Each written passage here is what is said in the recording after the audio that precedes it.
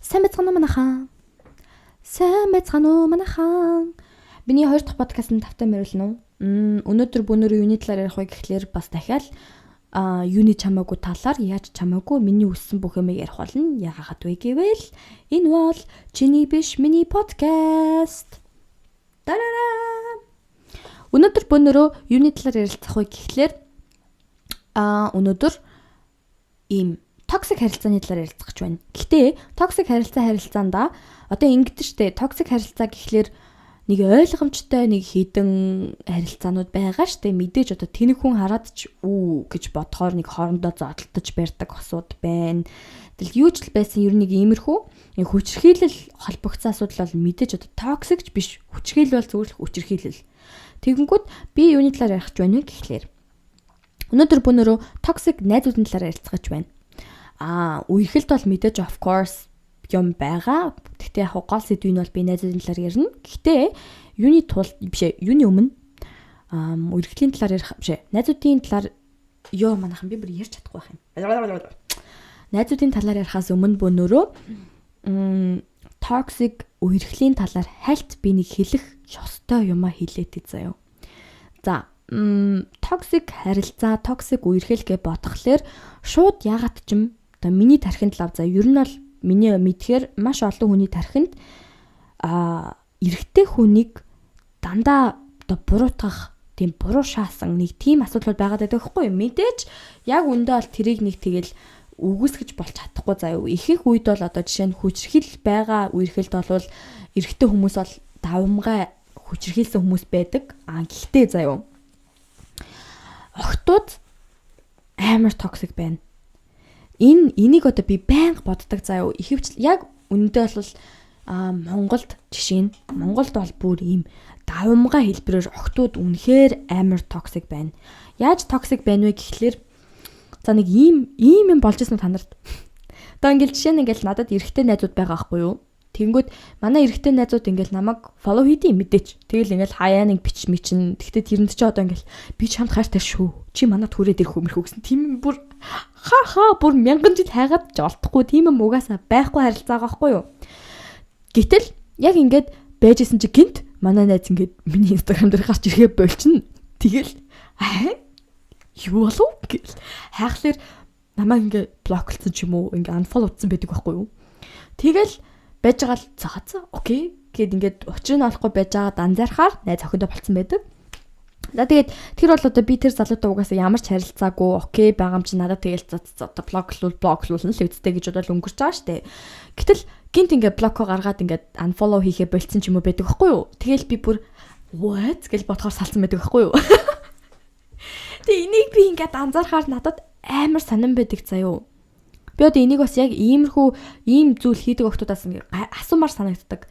Яг яагаад одоо тэр залуугийн инстаграм руу ороод фоллоу хийж байгаа бүх эмэгтэй найзуудыг нь ч юм уу те зүгээр л фоллоу хийж байгаа бүх хүмүүсийг нь хасахаар яг юу өөрчлөгдөх вэ? Нэг тийм амар хаширхалтай биш үү?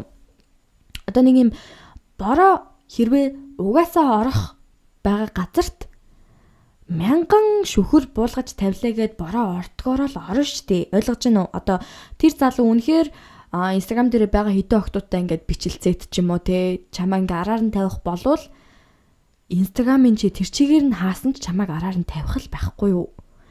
Тэгэхээр би ингээд амар гайхдаг заяа. Бүр ингээд why? Яах гэж? Тэгээд нэг иймэрхүү төрлийн яг ингээд найз залуучуудаа бүр үнэхээр тийм токсик аргаар одоо атгацсан гэж ярьдэн штэ. Нэг ийм амар охтууд байдаг. Бүр яг ийм ээжийнх нь үүрэг ролыг бүтээх ёстой гэдээ одоо ойлгоцсон гэх юм уу? Тэгээд мэдээж одоо тэр мэдээж нэг тийм insecurity ч юм уу те одоо нэг айдас ч юм уу trust issues гэж ярьдэн штэ. Тэр хүнтэй итгэж чадахгүйгээс болоод тийм хэрвээ байвал окей найз залуутайгаа ярилцчих болно. Тэгээд тэр охтуудыг блоклууллаа гэд хизэж тэр хүний тэр асуудал шийдэгдэхгүй байхгүй юу? Тэгээд нэг ийм амар охтууд байна. Энэ бол одоо хамгийн level 1 гэх юм уу? Энэ бол за окей.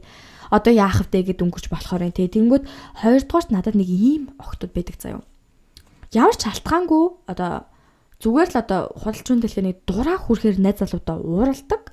Уурлахтаа одоо бүр амар агрессивний ч юм уу те бүр ингээд асаж ууралдаг гэх юм уу, бүр асаж ууралдаг.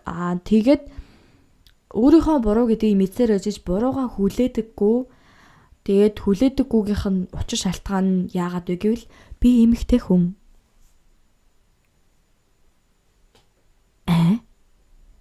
Тэгэд ийм охтууд надад амар сонирн байдаг. Тэр чи одоо адилхан хүн штэ. Тэр залуу чи адилхан хүн гэхэд тэр хүнд одоо жишээ нь чиний биений юм ирээд үнэхээр чиний сэтгэл санаа тогтворгүй байгаа. Чи тэр хүнд ямар ч шалтгаангүй ууралсан болвол тэрийг мэдж байгаа болвол уучлалт гуйх нь тийм ойлгомжтой эрүүл хүний харилцааны чадамж гэж би бол бодоод байгаа хгүй. Гэтэл ямар ч шалтгаангүй тэр хүнд ууралсан эсвэл буруу ойлголтоос болж ууралсан хэрнээ ямар нэгэн байдлаар одоо манипуляц хийх ч юм уу тэр хүнийг минерэж одоо миний буруу юм болов эсвэл бүр цацлайлаа миний буруу биш байсан ч гэсэн ингээл уучлаарайгаа хэлээл эвлэрчий гэж бодтол нь одоо тэгж тулган шаардах гэх юм уу тулган шаардах эсвэл бол бүр шийтгэх маркаар нэг ийм төрлөөр дандаа тэр үргэлжлийн одоо эзэн нь байх гэж хичээдэг нэг ийм төрлийн охтууд байна. Бурууга хүлээдэггүй. Тэгэд ийм охтуудаас бол би үнэхээр амар айдаг. Яагаад вэ гэхээр одоо хөөрхи тэр айлын хүү тийм үстэй. Тэгэд эндээ ингээд зөгцсөн байдаг залуучуудаас амар их байдаг заяо. Тэгэд энээс болоод зөндөө олон залуучууд эмэгтэй хүний ааш нь бол хизээж олдохгүй гэл нэг сонин хачин юм яриа яваад байдаг штэ. Би бол ойлгохдоо нэг иймэрхүү бүсгүүчүүдээс болж одоо яг нэг ийм нэр томьёо гараад ирсэн юм санагдаад байгаа байхгүй юу. Хүнтэй олигтой харьцаж чаддаггүй харилцааны одоо юу гэх харилцааны чадамж айгу бага. За тэгээд тэрнийх нь шалтгаан нь болохоор би бол одоо эмэгтэй хүн. Тэгээд тэрийг логикоор бодоод үзэхээр би хүнээс уучлалт гуйх чадамж байхгүй, ямыг би логикоор бодох чадамж байхгүй. Тэгээд би тэнэг учраас би эмэгтэй хүн маркийн нэг тийм логик ашиглаад байгаа юм шиг санагдаад байгаа байхгүй надад. Энэ одоо би буруу ч хийж магадгүй заяа. Гэхдээ надад бол яг үндэ ингэж л санагддаг.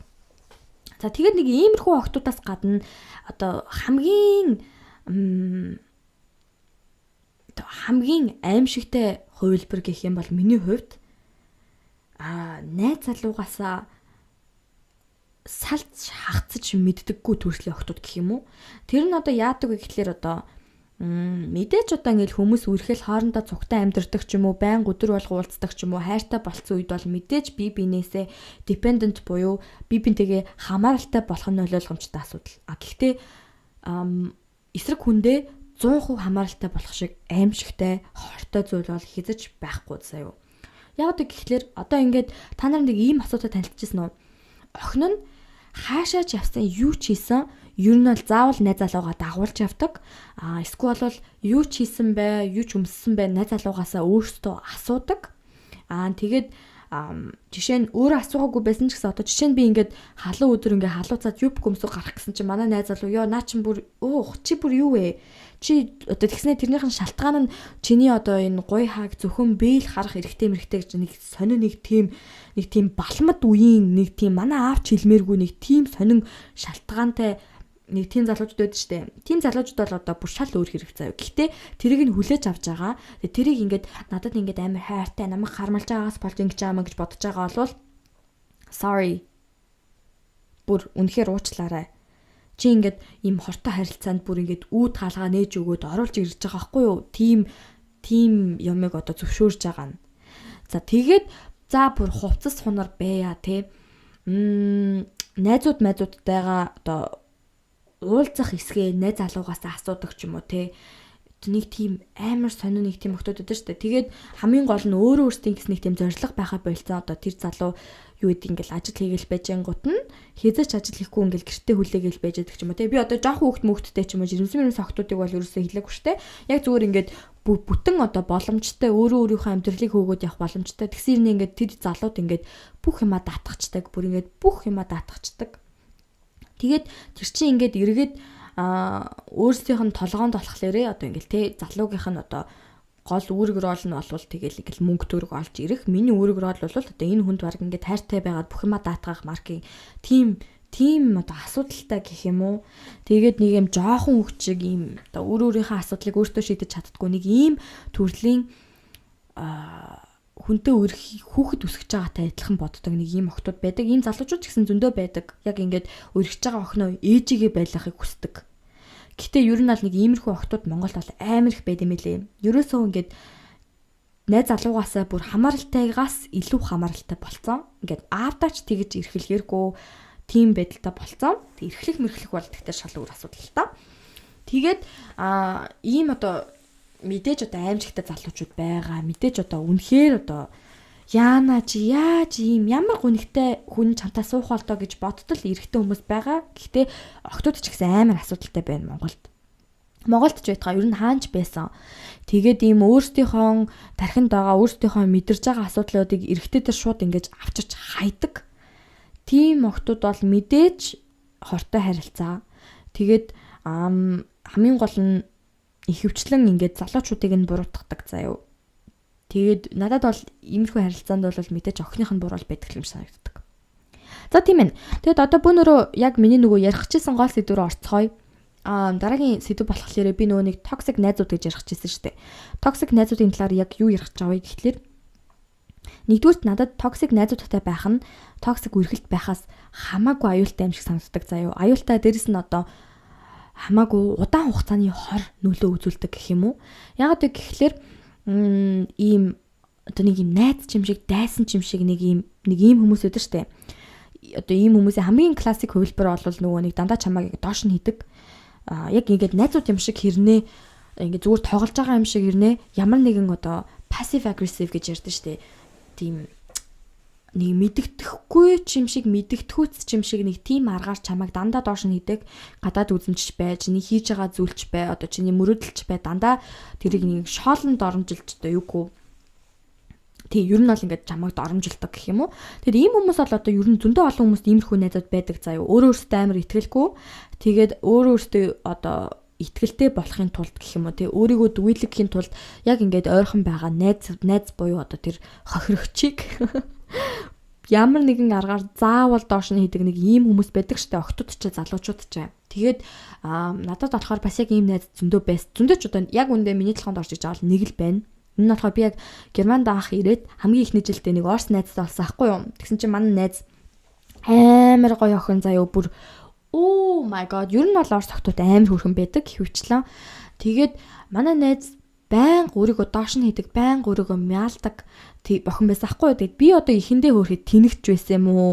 Тэгэж итгэхийг хүсдэгч байсан юм уу? Би юу гэж боддог байсан бэ гэхлээр үнэхээр л өөрийгөө хөөрхөн гэдгийг одоо үнэхээр анзаардаггүй, мэддэггүй, үнэхээр л ингээд өөртөө амар итгэлгүй байгаад байт юм байна да гэж би боддог байлаа.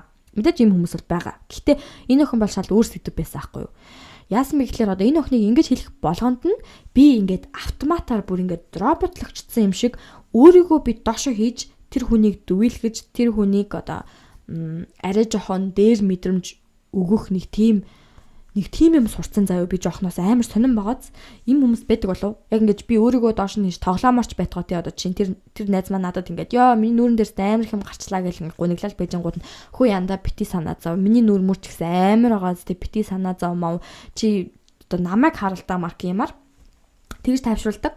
Тэгэд энэ бол одоо маш муу арга байсан. Ягаад вэ гэхээр намайг тэр нь одоо backfire хийнэ гэж ярьлаа штэ. Намайг эргүүлж хатгсан бохгүй юу?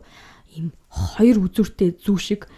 Тэгэд яаж хатгсан бэ гэхээр тэр охин маань тэр одоо миний тайвшруулалтын тактикт амар дасцсан байсан. Тэгээд одоо мэдээж одоо хизээ нэгэн цагт би одоо арайч өөрийгөө ингээд байнга ингээд доош нэгэдэж болохгүй гэдгийг ингээд ойлгож ингэж болж эхэлнэ дээ.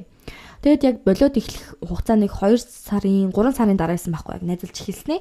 Тэгсэн чинь л манай найз өөрийгөө мядлах нь арай багасаад яадаг болсон мэй гэхлээр мэдээж одоо яг миний түрүүний ярьдаг шиг намайг ингэж шоолонд оромжилж эхэлсэн байхгүй юу. Амар хачирхалтай байдлаар тэр нь одоо яг намайг доош нь хийгээд байгаа мó гэхэд бол айгүй хэцүү заяа. Гэхдээ ерөнхийдөө бол ихэвчлэн дандаа хүмүүсийн урд ингээл одоо миний будаг шунхыг доромжилдог ч юм уу те эсвэл одоо миний ингээд хөмсөг ингээд жоохон онцгой болцсон байсан чи яана чиний өмсөг бүр амар хоёр өөр болцсон байж тээ нан заяа ха ха ха гэх тэр нь яг үндэ хинт ч инээдтэй биш. Тэнд инээж байгаа хүн ганц ч байхгүй тэр хүн л. Тэгэл яг нэг удаа бол бүр яг extremely би яг damn гэд ойлгосон хгүй юу. Тэр нь яасан бэ гэхээр бидэд бөөнөрөө манай найзд бидэд ингээд нийлцэн тоглоом байжсан ахгүй. Тэгсэн чинь манай найз өмдөн дээрээ юм асгацсан ч илүү яатсан ч илүү ямар ч гэсэн надаас ингээд миний гэрийн өмдийг зээлж өмсгөөд Тэг ингээд миний гэрээ өмдөг өмсөн чинь миний гэрээ өмд ч одоо тэр яг үндэл нэг 50 настай 100 хил гарсан хүнд ч таарахаар ийм амар сундаг амар эрзэний өмдөөс ахгүй. Тэгсэн чинь тэр өмдийг ингээд өмсгөөд явснаа эргэж орчихсон. Яа надад бүр ерөөсө таартгүй гэлтгсэн ахгүй. Тэгэл би тийм үү яана гэлтгсэн чинь чи бүр ямар амар жоох хөвчийг бийтэй юм бэ ёо. Чиний бүкс мөкс гэж та юу ч байхгүй. Миний бүр нэг гуяарч орсонгүй морсонгүй гэл заа юу. Тэгэл би бүр ингээл excuse me. Тэгэл ингээд тэнд байсан манай найзууч гэсэн гинт ингээл амар эвгүй болоод тэгэл миний ингээл айсыг хараад зав яах нь уурлах юм бол яах юм бол гэж хараад идэв штэ. Тэгээ тэр нь надад бүр эвгүй санагдаад би ингээд тэрийг асуудал болгомооргүй санагдаад ингээд чимээгүй өнгөрсөн боловч энэ яриа заяо. Намайг одоо ингээд доромжилдаг энэ тэр хүний хувьд одоо joke нь бараг 20 минут үргэлжилсэн заяо худалч нь хэлэхэд. За тэгээд энэ одоо яриан дунд ямар юм өнгөрсөн бэ гэхлээр ёо яана би бүр хизээч ийм өмд бол хизээч өмсөхгүй юм байна мэн. Тэгэл одоо миний одоо бүкс мөкс бүр арай л дэнтлээ мэнлээ. Миний одоо сайхан арай л дэнтлээ баркимэр л заяо. Тэгэл тэгснэ тэн суужсэн залуу малуугаас хүртлээ. Миний бүкс бүр арай том байна уу юу гэж асууж масуугаа заяо. Тэгээд би бүр ингэж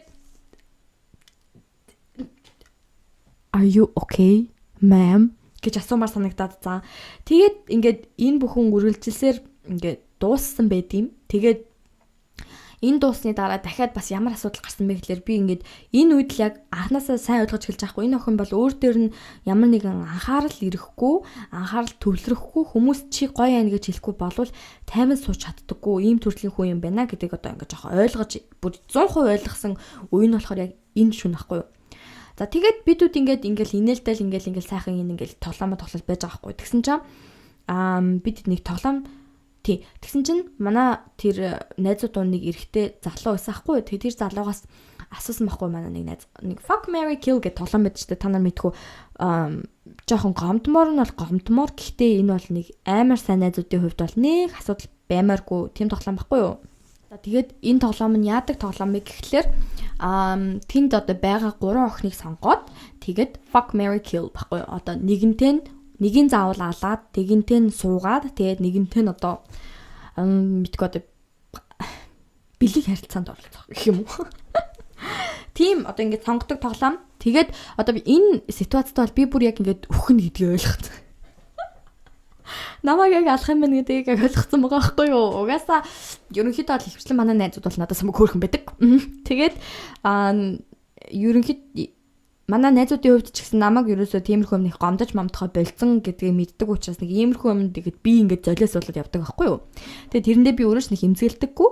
Тэгсэн чинь тэр залуу болохоор тэр нөгөө манай орос найзыг алаад тэгээд надтай суун. Тэгээд нөгөө тэр асуулт асуусан охинтой ингээд бэхэд орно гэсэн аахгүй. Тэгээд тэгсэн чинь манай найзууд ингээл амар инээлтэл яагаад наагаад гээл инээлтэлсэн чинь нөгөө залуу зүгээр л наран зээ арай л easy going марк юм хэлсэн аахгүй. Easy going нь одоо цуг байхад арай амар гэх юм арай амар зантай марк юм хэлсэн аахгүй. Тэгсэн чинь ингээл угаасаа хүн болгон одоо харсан байх. Би бол сайн харсан. Одоо манай тэр орсон найзын царайнд бүр ингээл хөөх хийгээл авцсан заа юу.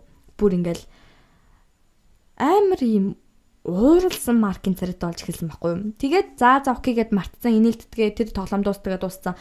Тэгээд ингээд 5 минутын дараа байжсэн чинь манай тэр найз гинт уйлж эхэлж байгаа байхгүй юу. Тэгээд уйлахт нь бол ер нь бол одоо шалтгааны та бүхэн гадарлаж байгаа бах. Гэхдээ шалтгаанаа бидэрт өөрөө юу гэж хэлсэн бэ гэхэлэр жилийн өмнө манай хамаатны ихч ингээд өнгөрсөн. Тэгээд энэ одоо яг энэ өдөр өнгөрсөн гэдгийг би дөнгөж сая саналаа. Тэгээ надад үнэхээр хэцүү байна гэж үйлч хэлж байгаа байхгүй юу. Гэхдээ яг үүндээ бол хэрвээ та бүхэн энэ ситуацид байсан бол тэр охин яг ингэж худлаа ярьж байгаа амар ойлгомжтой байсан. Тэгээд нөгөө гол шалтгаан нь болохоор нөгөө өөрийг нь ална гэд хэлсэн. Тэгээд тэрэнд нөгөө нэг ингээд уур нүрээд ч юм уу тэгээ гомдоод ч юм уу уйлах болсон. Тэгээд тэрнийхээ нөгөө гол шалтгааныг хэлж чадахгүй тэрнээс ичээд байсан учраас ийм сэдв гаргаж ирж шалтак тооцож байгаа гэх юм уу. Тэгээд ингээд тэгэж уйлахт нь ингээл надад бол үнэхээр аргадах хүсэл байгаагүй. Яагаад гэхэлэр why бидээ тэгэл би ингээд тэр үед бол жоохон ингээд зайгаа барьж эхэлсэн баггүй юу. Тэгэл мэдээж тэндээс одоо манай залуучууд малуучууд ингээд аргадаал дүү гэл тэгэл ингээд зүгээр болсон. Тэгээд яг нэг ийм найзууд байдаг. Тэгээд энэ найзын маань нөгөө нэг хоёр дахь хамгийн амар хортой чанар нь юу байсан бэ гэхэлэр байнга болохгүй бүтггүй юм ярьж явдаг гэсэн байхгүй юу? Юм ярьж явдаг ч одоо хайш юм.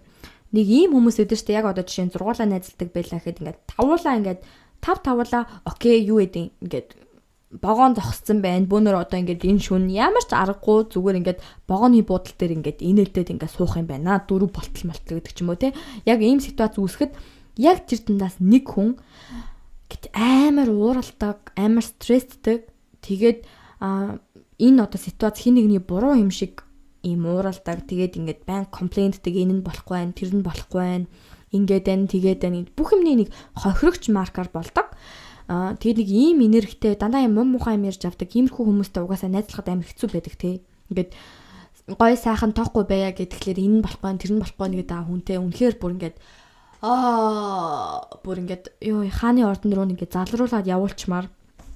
Тэгэд ийм байсан учраас яг би энэ найзлахаа болсон. Манай тэр найзуудын группийнхан ч гэсэн найзлахаа болсон байдаг. За тэгээд дөрөвдөг төрлийн заяа. Дөрөвдөг төрлийн одоо хортооч гэх юм уу, ер нь цуг байхад хэцүү ч гэх юм уу нэг ийм найзууд байдаг тийм. Амар self-centered одоо тэр хүнд хамгийн чухал юм нь бол зөвхөн өөрөө. Тэгээд ямар ч харилцаан дээр ер нь ингээд анзаарсан одоо жишээ нь надад нэг найз байлаа гэхэд манай тэр найз өөрийнхөө бүх асуудал, өөрөд нь болж байгаа бүх зүйлийг надад байнга ярьж өгдөг. Тэрэнд нь байнга би ингээд окей гэж тусалдаг ч юм уу, зүгээр сансаж өгдөг ч юм уу тэгдэг боловч хэзээ нэгэн үед одоо миний асуудал гарч ирээд би өөрийнхөө талаар ярих гингүүд дандаа өөрийнхөө асуудлыг дахиж гаргаж ирдэг ч юм уу те. Би бас ингэсэн, би ингэсэн, би ер нь нэг юм би төвтэй хүн гэж ярьдэн штэ. Тэгэд иймэрхүү хүмүүс болохоор найзалахад нөө бүр амар хэцүү гэд тэр хүний баг ингээд эмчин юм шиг, тэр хүний зүгээр сэтгэл судлаач юм шиг зүгээр л хажууд нь байж ах хэвээр. Тэгээд хамгийн гол нь ийм хүнтэй ингээд найзлахаа болий гэхлээр найзлахаа болоход амар хэцүү байдаг. Ягаад вэ гэхлээр ийм хүмүүс амар ийм attached гэх юм уу, одоо салаад явчмаар байхад нэг болж өгдгөө нэг найзалуу ч юм уу нэг тиймэрхүү юмнууд байдаг шүү дээ. Яг тэрэн шиг нэг найзалмааргүй байхад л бүр байн ингээл ингэсэн тэгсэн гэл хамаг юм ярьж зовлон ярьж орж ирдэг амар хэцүү. Тэгэд иймэрхүү төрлийн нэг юм хортой найзууд байна. Тэгэд иймэрхүү найзуудаас ер нь бол хамгийн гол нь салах одоо болио гэдгийг мэдтэл бүр би ийм амар сонин найзуудтай байгаад юм байна гэдгийг мэдэх хүртэл амар хэцүү хол байдаг заяа. Ягаад гэвэл хортой найзууд нэг юм токсик найзуудтай байгаад тахаар хүн өөрөө ирэхгүй ингээд одоо гундаад гэх юм уу нэг тийм болчтой штэ. Яг ингээд найзуудтай гэхдээ ингээд тэднээсээ болчихэр нэг ганцаардах юм шиг ч мэдрэмж төрөөл тэгээд яж итл ингээд нэгэнтэй нь муудалцчихаар нөгөөдүүл нь нэг намайг хаяад явчих юм болов уу гэдэг нэг айдас мэдтэй юм шиг. Тиймэрхүү найз нөхөрлийн одоо байдалд байгаа бол найзаасаа ер нь бол холхон холцсон дээр тэгсэн цагт бол чамд яг дэжгүй найзууд бол олдно. Тэр бол ер нь бол ойлгомжтой. Тэгээд миний одоо 10 жилээс хойш найзлсан 3 найзын маань бол 3 л одоо ийм асуудалгүй зүгээр сайхан найзлж байгаа л та. За тэгээд дөрөвдөх төрлийн одоо хортой найзууд болвол би чиний найз учраас гэдгээр байнга төрий барьдаг хүмүүс байна. Одоо энэ хамгийн бага жишээ нь бол одоо Монголд бол байнга тэгдэж штэ. Манай нэг найзын таньдаг одоо юу гэдэг ресторан байгаа гэх тэнгуү тийшээ очингуудлаа мөнгө төгрөг ерөөсө төлдөггүй. Ягаад гэвэл энэ бол манай найз бол надад одоо юучлээсэн юучлэг өгөх ёстой гэж ойлгоцсон. Тэгэхээр амар сонин тэр амар логикийн алдаатай байгаа. Хэрвээ чи найз нь бол найзынхаа бизнесийг тэр байтугай мөнгө төлөө дэмжих ёстой байтал бүр тэрэнд нь лайв болж тэгээд тэрийг ингээд нэг окей заавал би угаасаа авах ёстой. Бүр нэг тэр хүнтэй найз гэдгээрээ нэг тийм гавьяа байгуулсан юм шиг боддог нэг тийм хүмүүс өдөө штэ. Тэгээд иймэрхүү хүмүүс болохоор чамд ингээд жишээ нь надад ингээд манай найз ерөөсөө ингээд байж байгаа таалагдахгүй ч юм уу тэгээд шүн ингээд би хичээлийн их стоп байтал манай найз амир их чимээ гаргаалангууд би найздаа очоод ингээд хүн шиг харилцаад одоо хөөе чи жоохон чимээгээ байхгүй болчихгоо би ингээ хичээлээ хиймээрэн гэхэд тэрийг ерөөсөө сериусны хүлээж авдаггүй. Одоо ингээд би чамаас хүн гэдэг утгаараа ингээ шаардлага тавихлаар чи миний найз юм чи юун сүртэй марк юм ярьж нэг тийм зан гаргадаг. Одоо би чиний найз бол нэр чамайг яасан ч болно маркийн тийм бодолтой. Тэгэд иймэрхүү юмнууд миний анзаарах юм бол заяо залуучуудад амар их болдог. Андаа чи одоо юун сүртэй юм дээ ингэчгэлтэй тэгчгэлтэй дандаа найзуудаараа нэг ингэж найзуудаасаа нэг юм гордож шалгаадаг гэх юм уу. Тэгээд надад энэ амар сонир санагдаг заяа. Тэр чи одоо тэр хүнтэй найзалж байгаа нэг тийм тэр хүнд нэг гавьяа байгуулаад нэг юм өгөөд байгаатай нэг тийм адилхан биш шүү дээ. Тэгээд иймэрхүү найзууд болохоор одоо амар хэцүү. Найзлахаа болчих гэхээр бас амар хэцүү. Гэтэ ингээд жирийн хүн шиг ярилцчих гэхээр тэрийг ерөөсөө сериосны жирийн хүн шиг хүлээж авдаггүй. Тэгээд иймэрхүү найзуудтай байхлаар яг өндөө бол хизэж тэр хүмүүсээс нэг дэмжлэг бол авахгүй зүгээр л доошоо татагдана. Тэгээд доошоо татагдж байгаагаа нэг тийм үнэн ч найзын байдал гэж одоо нууж хаадаг, нэг халахалдаг. Надад бол ийм найзууд бол байх ёсгүй юм шиг санагддаг. Тэгээд хэрвээ чи одоо ингээл бизнес нэгээд ч юм уу те эсвэл нэг онлайн шопинг төр нэгээл гэсэн чи найзууд чинь тэндээс ч одоо үнэгүй юм авах гал тэгээд ах юм бол бүр ийм найзуудтай байж хэрэггүй шүү манайхаа. Тэгээд ийм байна да. Гэтэ одоо ямар ч асуудалгүй найзууд ч гэж одоо хаа байх вэ? Байгаал байх заяа. Гэхдээ нэг иймэрхүү төрлийн найзууд бол хизээч чамд нэг найз болохгүй л гэж би боддог. Тэгээд надад бас одоо нэг ийм асуудал тулгарсан байхгүй юу? Ямар асуудал вэ гэхээр би одоо энэ чинь ингээд нэг найзтай яг энэ хот руугаа нүүж ирээд ч одоо миний Германдээс 2 дахь жил гэсэн үг шүү дээ. Яг энэ хот руугаа нүүж ирээд би яг шинэ найзтай болсон аахгүй юу? Тэгсэн чинь манай найз яг одоогийн байдлаар миний анзаарсан ингээд гэсэн юм нь болохоор намайг амар ашиглах дуртай. Тэгтээ ашиглаж байгаа нь ерөөсөө тэр хүний хувьд асуудал биш болцсон заяа. Одоо жишээ нь мэдээж анх бид өөр ингээд амар сайн найзууд байсан. Тэгээд яг надмайг би одоо энэ хүнтэй найзлахаа болио гэж шийдвэр төрсөн бол зөндөө олон өөр шалтгаан байгаа л да. Гэтэ хамгийн том нь бол нэг иймэрхүү манай тэр найз жоохон хичээл номдоо жоохон муухгүй юу. Жоохон хичээл номдоо ер нь явдаггүй. Өөрөө ер нь жоохон чармаалт муутай. Тэгээд тэрийг нь би өөрт нь зөндөө олоудаа хэлсэн боловч тэрийг яг нөгөө миний өмнө нь ярьсан шиг сериусны ерөөсө хүлээж аваагүй байхгүй юу. Тэгээд тийм учраас одоо жишээ нь ямар нэгэн даалгавар ч юм уу ямар нэгэн хийх ёстой юм байвал заавал надаас асуудаг. Тэгээд надаас асуухтаа одоо жишээ нь бүтэн 8 хуудас бие даалт байлаа гэж бодгоо чи над руу өөрийнхөө явуулж чадахгүй би ингээд хуулахгүй ч гэсэн юусэн бичээтэй гэд нэг тэгж мэгдэг. Тэр нь тэр хүний хувьд ерөөс асуудал биш. Тэгээд надад тэр үнэхээр сонин санагдаг заяа.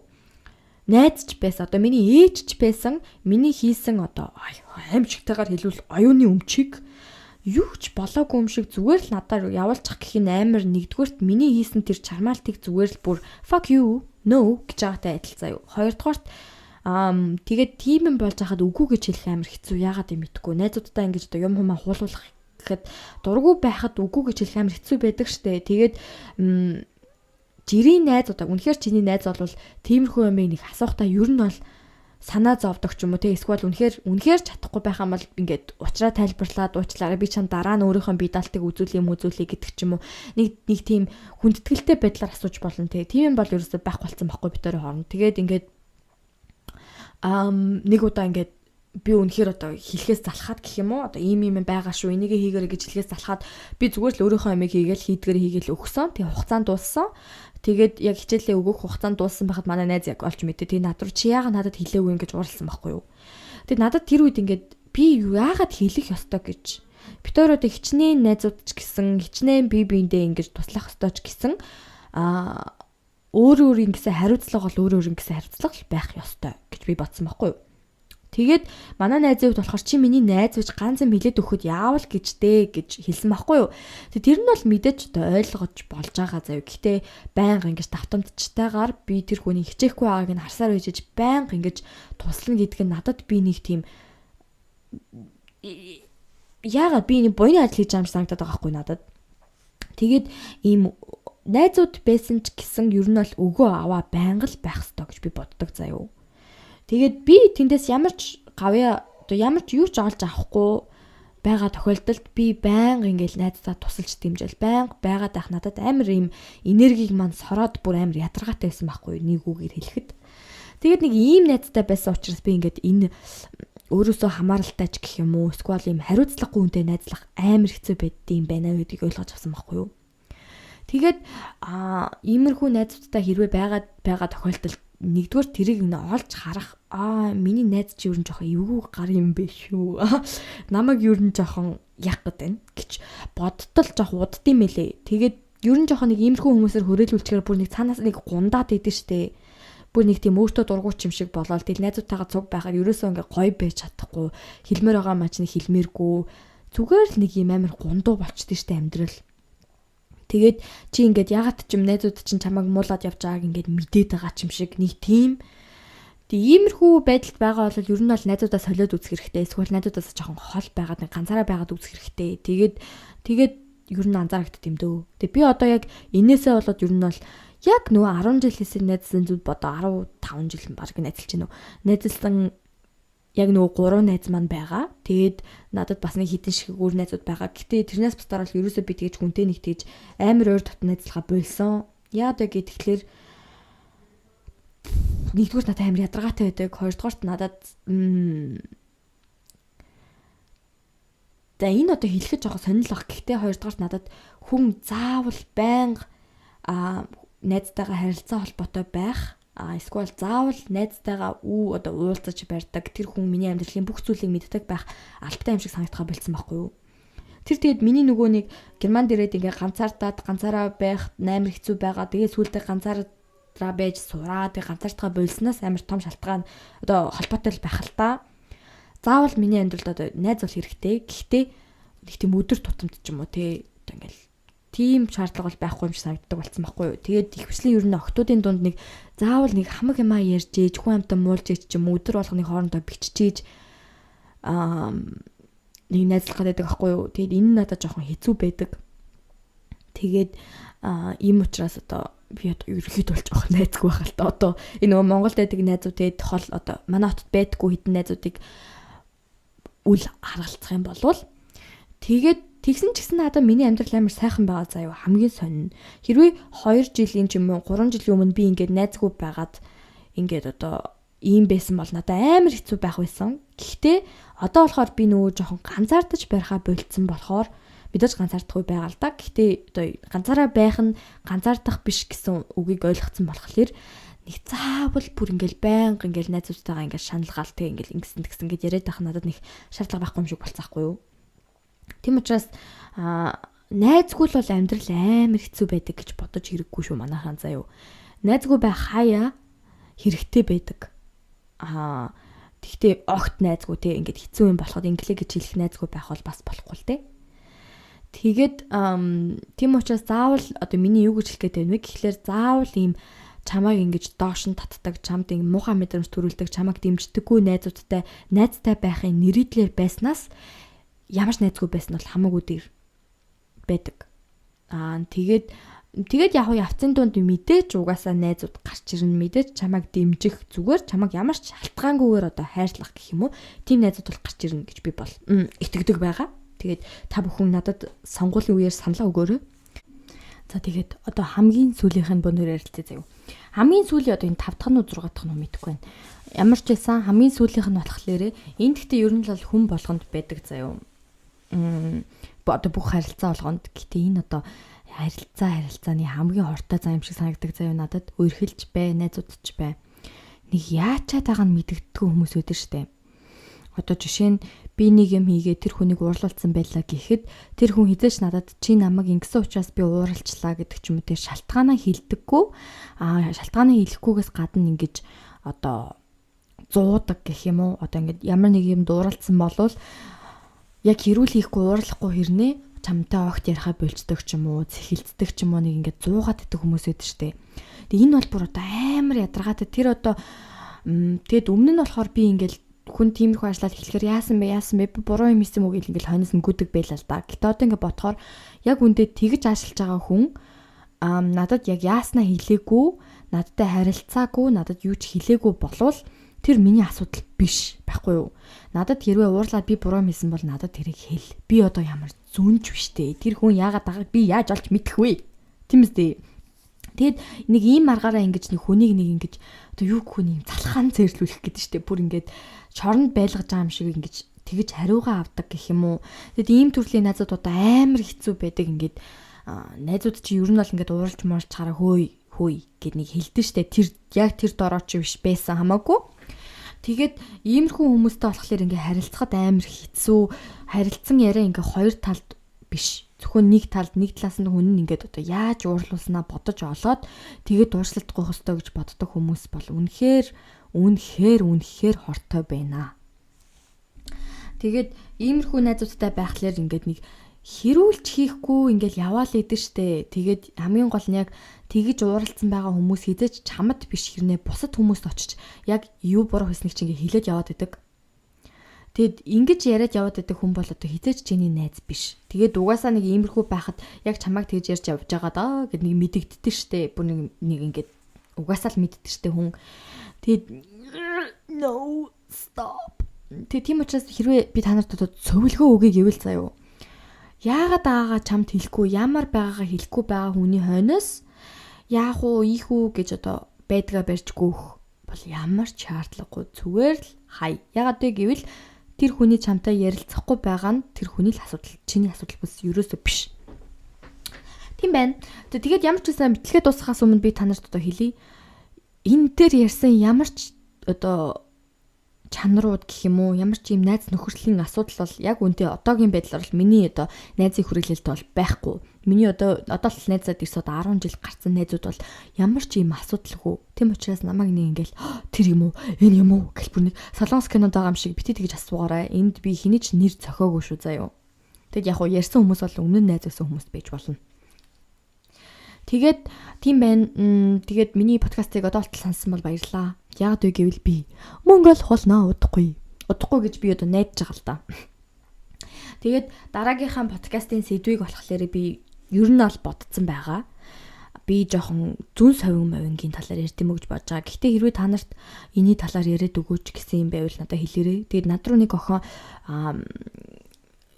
өсвөр насныханд бэлгийн боловсрол олгох подкаст хийгээч гэсэн баггүй юу. Тэгээд одоо манайхаа би ч өөрөө одоо бүтэн бэлгийн боловсролтой болж амжаагүй гэж би одоо өөрийгөө ойлгоод байгаа шүү дээ. Би та нарт ямар бэлгийн боловсрол олгох уу? Бэлгэвч ашиглаарай. Манайхаа ингээ суужилтаа нүштэй YouTube дээр. Тийм учраас тэр бол одоо жоохон боломжгүй.